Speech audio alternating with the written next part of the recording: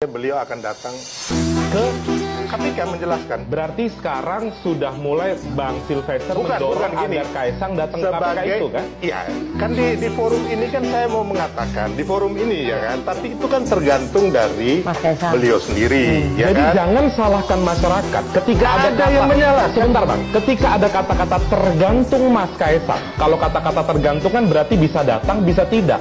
Ketika tidak datang, masyarakat pasti berprasangka, baik prasangka buruk atau baik, karena tidak ada kejelasan. Tidak ada pemaksaan untuk beliau datang. Itu kita clear dulu di situ. Iya. Bentar ya. Tapi demi kebaikan, apalagi beliau ini seorang ketua partai, walaupun beliau ini bukan penyelenggara negara, ya kan? Menurut saya beliau datang gitu loh. Itulah Bang, makanya ketika berhari-hari, tapi kita harus ketahui bahwa tidak ada pemaksaan. Ketika berhari-hari ini tidak ada klarifikasi. Kenapa tadi saya katakan ngumpet? Karena datang ke Indonesia, ke kantor PSI dan dikonfirmasi oleh Sekjen PSI kala itu, dia tidak datang ke KPK. Ya kan, kemarin menunggu surat pemanggilan, ya kan? Kan kemarin itu kan KPK mengatakan itu tadi Bang Silvester, kita balik lagi beberapa menit ke belakang, tonton lagi apa ucapan Wakil Ketua KPK. Silahkan Tanpa datang. ada panggilan, silahkan datang. Apakah Mas Kaisang tidak paham soal itu? Ya. Untuk memanggil kan, ternyata surat itu kan nggak muncul-muncul, ya kan? Terus kita mau ngomong apa? Sebagai seorang anak pejabat publik, apakah tidak sebaiknya dia datang ke KPK? Maka pertanyaan hukumnya lanjutannya adalah, apakah tanpa diundang Kaisang diperkenankan datang atau tidak? Sudah dijawab sama Wakil Ketua KPK, silahkan datang ke KPK. Maka dari itu Bang Silvester, yang Bang Silvester sampaikan tadi, Bobi sudah klarifikasi. Klarifikasi di mana? Klarifikasi di hadapan wartawan, klarifikasi di hadapan masyarakat Kota Medan. Bukan itu ranah hukumnya. Klarifikasi di lembaga penegak hukum. Itu yang harus didorong, Bang Silvester. Jadi gini, Bang. Jangan juga, misalnya begini, pelapor mempunyai dokumen bukti menyampaikan kepada penegak hukum. Dokumen-dokumen pelapor itu mestinya dijadikan petunjuk oleh penegak hukum untuk mencari tahu lebih dalam perusahaan ini punya siapa dan lain sebagainya, sehingga analisa yang beredar di media sosial X itu bisa diverifikasi oleh KPK. Jadi jangan hanya dorongannya memanggil pelapor, panggil saja terlapor. Bang Silvester kan sarjana hukum, pasti tahu juga. Ya, perihal Kaisang ini kok tidak selesai-selesai teman-teman. Kaisang ini kan sekarang sudah jadi politisi ya, karena sudah jadi ketua PSI. Saya pikir ada baiknya Kaisang tidak berhenti jadi politisi saja, tapi menjadi negarawan juga, karena dia adalah anak presiden.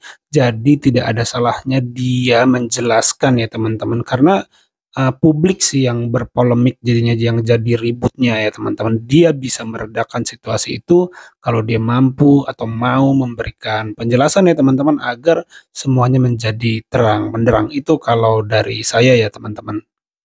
Gitu, bagaimana? Oke. Terima nggak? Tapi pertanyaan saya, supaya ini tidak gaduh, kenapa Anda nggak mendorong Mas Kaisang klarifikasi aja, datang langsung ke KPK? Kenapa harus menunggu KPK memanggil? Sebagai kesadaran warga negara, anak pejabat negara, ya klarifikasi aja kalau memang itu asalnya benar.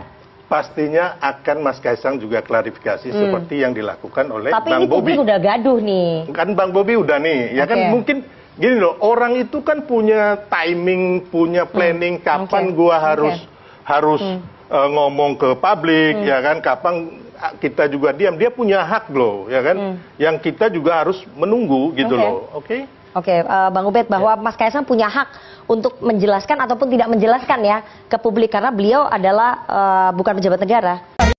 Ketika dikatakan bahwa dia bukan pejabat negara, itu berarti tidak memahami bahwa problem hukum itu tidak hanya terkait dengan pejabat negara, tapi juga terkait dengan orang-orang yang dekat dengan pejabat negara, termasuk anaknya pejabat negara, menantunya pejabat negara. Bayangkan KPK bisa dengan cepat menelusuri gratifikasi dari seorang pejabat di Makassar hanya karena melihat flexing dari anak dan istrinya. Di media sosial. Itu kan Ya bisa terlalu jauh, itu kan anaknya, dia bukan pejabat. Tapi kemudian ditelusuri dan kemudian ketemu. Seprogresif itu KPK melakukan itu. Tapi begitu ini sudah menjadi konsumsi publik dan begitu luar biasa viral begitu, mestinya KPK dengan cepat tuh melakukan pemanggilan. Bahkan bisa melakukan penyelidikan tuh sebetulnya. Jadi aneh KPK yang bertindak seperti ini. Saya tadi kaget juga kemudian Mas Kurniawan menjelaskan bahwa perubahan sikap KPK yang terbelah itu ternyata di antara anggota komisioner sekarang sedang ikut seleksi untuk menjadi calon anggota komisioner berikutnya. Ini kan berarti ada indikasi juga. Ini kenapa dia seperti itu komisioner KPK? Bisa jadi karena ada faktor itu. Itu kan analisis yang mungkin kemudian bisa terbaca. Apa nanti Mas Ubed, tapi kalau saya sebagai mantan orang penerbangan juga sebenarnya kita bisa mendalami ya dari manifest penerbangan, dari flight plan, terus dari apa namanya? Dari flight plan-nya kan udah dibongkar sama netizen. Ya, tapi kan belum ada di KPK, ya kan? Itu kan versi netizen gitu kan. Terus mengenai kalau memang ada sewa menyewa pesawat, ada agreement mengenai charter agreement-nya, ya kan? Dan itu kan sebenarnya sangat gampang ditelusuri menurut saya. Dan kita berikanlah KPK ini sesuai yang dari jubir KPK ataupun teman-teman di KPK mengatakan mereka lagi mendalami soal ini, ya kan? Kalau kita sekarang mengatakan bahwa itu sudah ada indikasi oke. Tapi kalau sudah ada gratifikasi dan korupsi, berarti kita juga menzolimin orang. Tapi wajar dong publik bertanya-tanya sebagai anak bangsa. Anda nggak bertanya-tanya ya? Ada masalah. Dari mana kemudian dana itu berasal, menyewa private jet, bukan menyewa ya, menggunakan fasilitas private jet.